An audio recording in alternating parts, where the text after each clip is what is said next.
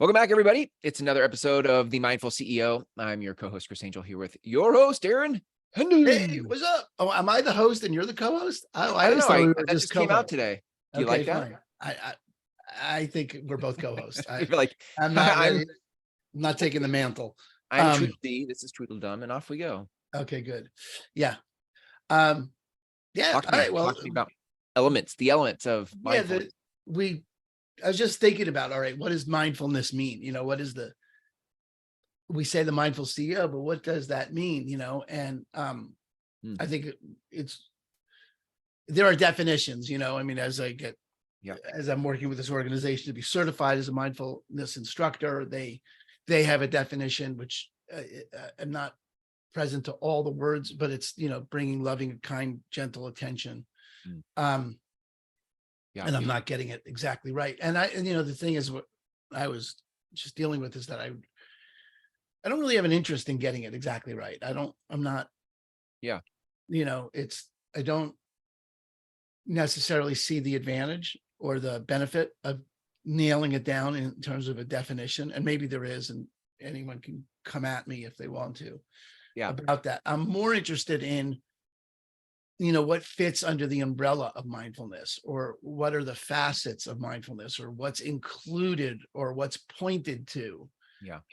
When we say mindfulness, where does that lead us? And I'm more interested in that looseness.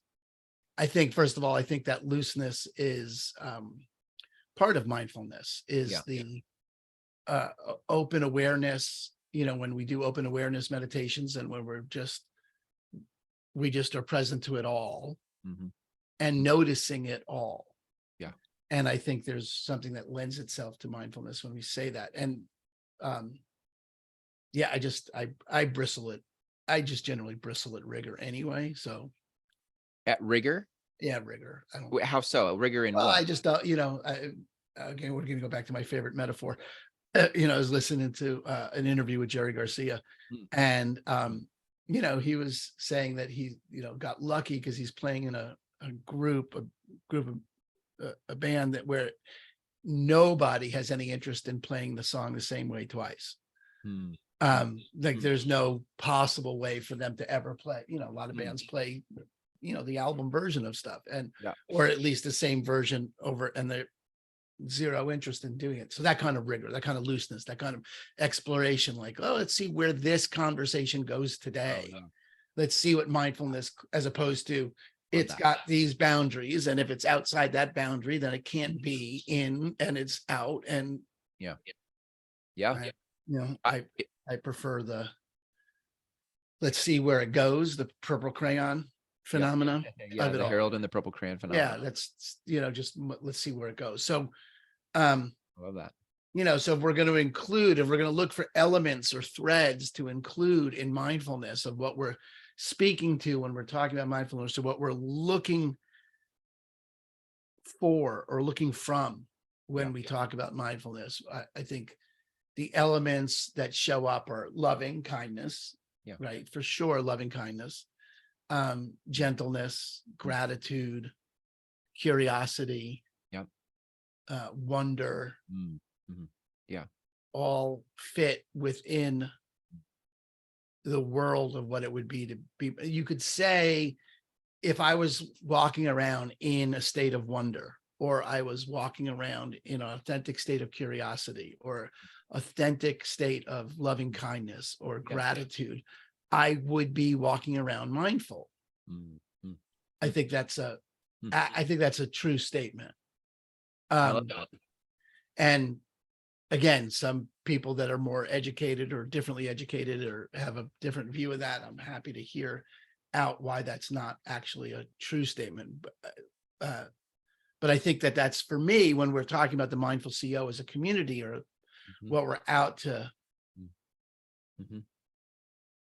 where we're coming from is some aspect of those states, of those conditions. It reminds me of the two words that are coming up are generative and emergent. That there is we're less attached or interested in what's the right answer of mindfulness? Like, oh no, mindfulness has these 12 steps. You're like, Right. I'm more interested in what gets generated in the conversation about mindfulness, and then what emerges because of that conversation. I think that in itself is mindfulness, right? Like practicing the allowing for what shows up in a state of mindfulness. Yeah, I think it's right. And I think it's interesting to look at it as a world Mm. uh, Yeah. in which things can show up. Being present in the moment shows up in the world of mindfulness. It shows up, there's a world of gratitude where in the present moment, or does one experience being grateful for the present moment. That's in the world of mindfulness. Yeah. And it's a world that one can explore like that. Like Yeah. Right. And I think that's what we're interested in here, is exploring that world Yeah. of mindfulness as the CEO of our own lives, as for the captain of our ships, as we're moving, as we're moving inside what the world we're committed to moving in, is a world of mindfulness, which is interesting, Chris, because actually, now that I think about it, it's we're going to get my friend Eric Holsapple on. He wrote a book, Profit with Presence, and their organization is all about mindfulness and living in the gap. I think it's called livinginthe.gap.com. I'll get Eric on. Cool. But it does, that book, Profit with Presence, is really, the intention there, I believe, was to, create a context for people giving up our Lamborghini leaners, right, as their own, as the end result, right? Which is, we use that as a proxy for people attached to how they look in the world, right? And do they have the trappings and the established conditions of success, and baller status, right? And those things don't actually, they don't show up inherently in the world of mindfulness, right? There's that poser relationship to life that doesn't show up in the world of mindfulness, but you could bring a mindful attitude toward them, towards people who are interested in that. And that's the thing that you and I have grappled with since the beginning, is our own contempt. Yeah. Right. And that our own acknowledgement, my own acknowledgement of the contempt and the unaccept, because contempt does not live in the world of mindfulness. And so it shows up as a contrast. Yeah, that's good. Like, okay, I cannot be in the world of mindfulness and contemptuous at the same time. I can't operate from contempt and be in the world of mindfulness. Yeah. Why? Because contempt is absent curiosity. Absent loving kindness. It's absent loving kindness. Yeah. It's absent all, the key elements of what it is to be mindful. So contempt in there doesn't fit. Yeah. Right. And nor does, chasing anything really. Any kind of chasing doesn't, shows up as inconsistent. And I think that's a big piece of what this community is for, is so that we can create a container, as my friend Chris Angel would like to say, is a container in which those ways of being, those habits, those practices, those attitudes, those approaches to life all show up as like, whoa, that's weird. And I think the benefit of the community is that if with more and more people engaged in that, those kinds of ways of being, habits, practices, operating states, all those kinds of ways of being show up as weird, as inconsistent, as like nails on a chalkboard. Like, whoa, that you are really chasing something. Like, I would love to be able to, slow my own roll. Makes me this week, this is bad. This is not something to share in the podcast, but so I went to a Mariners game. I took a bunch of clients to a Mariners game. We had 3 rows, 40 people. It was really great. It was fabulous. Other than the Mariners blew it, but there was a point in there where people in front of me, this guy decides to come cut down the road in the middle of an at bat. All right. And I just think that's the rudest thing dude, Right. it's an at bat. You wait until, you don't have to. And I started to get upset about it. You can hear my Contempt. venom about it. Your And venom. I may or may not have had a few beers already. And Plant medicine. I was already completely gone with men. No, I had a few beers and I started to get really upset. I started to talk really loud about the people right in front of me, right? Which is not a good idea. And my wife had to like bring me back. She was like, stop it. You're here with clients. You do not get to be that guy. Don't. And it was just by the thinnest thread that I didn't want to shut up. I didn't feel like shutting up. I knew I was in the right. This was not an acceptable way to behave. They weren't an acceptable way to behave. My behavior was completely justified and called for. Completely justified. You walk down the aisle in the middle of an at bat, right? But I had my wife pull me back, like physically pull me back from saying something about it. And that for me is very much about the consistent with the condition of mindfulness that we'd like to create here, so that things like that show up for ourselves as inconsistent, inappropriate, counterproductive. And we can pull ourselves back from doing those things, even when they're justified, even when they're, the right thing to do, when they would be ultimately counterproductive, which that would have been, what am I going to do, get in a fight? Which is the end result of that would have been a fight. And now, which was fine because I was a row up. So I got him, but still, and I think that's the point of the community, is to have it show up, right? Have it stand out like, whoa. Now, clearly it was a very lack of mindfulness kind of. I did not approach that with curiosity, generosity, loving kindness at all. Right. And did not appreciate my wife pointing it out to me. Was not like, thank you. None of that was loving kindness. But there you go. So, but that's the space of the community that we're out to build, is one where if you're interested in creating a contrast from those ways of operating, the normal, I'm right, you're wrong, let me get through this, I've got to chase, I don't have the trappings of success, I must have the trappings of success, I must have my Lamborghini, I have to have that, all that. And you'd like to set up a contrast where you can call yourself on it. That's what we're building. Yeah, that's good. That's good. I love, I think, I feel like in some ways the business world is very demanding or exacting, right? Like you need to be a baller, you need to be, you need to, like, you don't get respect unless you can flex, and so when I think about my wrestle with my contempt for that, is that on one hand, I don't want to behave that way. So I feel resentful that for someone else to take me seriously, they want me to flex. And I'm like, I don't want to flex. And that there is a space or a conversation where others who think this way can wrestle with me about, how do we be productive and valid and credible without having to do it in the trappings, as you say, the way the world tends to behave about it.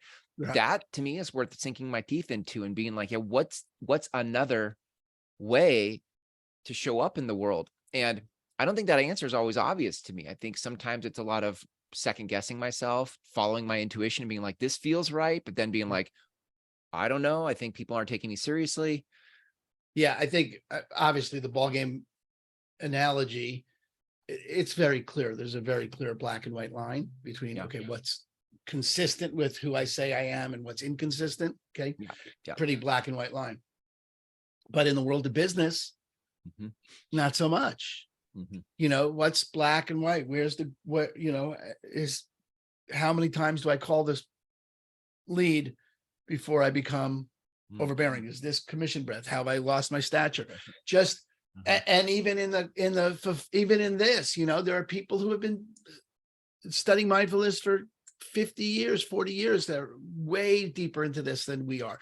People that have, when I'm starting my coaching program for realtors, there's people that do 100, 200 deals a year, right? I do my little 25 deals a year. I make my little Mhm. $250,000, $300,000. I'm happy with that. I'm not doing a million sales, And so who am I? Right. Right. And then all those things get gray now. Yeah. Right. What is that? Am I, do I need the trappings to be able to do that? Did I need to be a Buddhist monk to teach about mindfulness? Did I Right. need to do, 5 million last year to, Mhm. to be able to have a coaching program? Or is that all, Yeah. just that chase, right? And where does one look to judge that? Yeah. And for oneself, Right. right? I mean, I think very few people from the outside ultimately care as much about any of that as we do. Our imposter syndrome, Mm. our lack of belief in ourselves is exponentially greater than anyone else's doubt in us, Yeah. Yeah. That's good. right? But I think it's a big piece of mindfulness to be able to look at loving kindness for ourselves, Mhm. Yeah. look at loving kindness for what we're up to. Yeah. There was one piece that came up earlier and it just popped up again for me, and I'll add it here. I love the first verse in the Tao Te Ching, right? The Tao that can be named is not the Tao. Mhm. I think when you're trying to, you could say like those who've been studying mindfulness for 50 years, like, and they have a method, and there's a, there's a way that it is this way. The minute you name mindfulness as only that way, it ceases to be all that mindfulness is. Like there is, that's why I like your angle here with elements, aspects, components. It's a world. Mindfulness is a world, kind of like art is a world. And inside the world of art, you have different mediums and modalities and expressions. Yeah. You can't confine art to a box. This is what art is. No, it's, you can't say this is what mindfulness is. And so it doesn't matter if somebody's been on a mindful path for 50 years and has their version of it distinguished to all the ways, because in my world of art, my world of mindfulness, I get the opportunity to figure out what it is for me. Yeah. And I think that's very much what we're out Yeah. to accomplish here, is that, an opening for anyone to engage. Yeah. Who's interested in engaging without any Right. need to have it be done a particular way. Yeah. You don't need to do transcendental meditation. You don't need to do guided meditations. You don't need to do yoga. Like you could, but I love that. That's So that's what we're inviting you to, if you're interested in, bringing mindfulness to your business and exploring that conversation. The Mindful CEO as a mastermind community is that space. Great. Yeah. You can learn more at themindfulceo.com/invite. There's a video of Aaron and I describing the community there, as well as an application button. So click that button, fill it out, and we'll follow up with next steps. Excellent. Awesome, I can't man. wait to talk next week. I know. Me too. All right. See ya.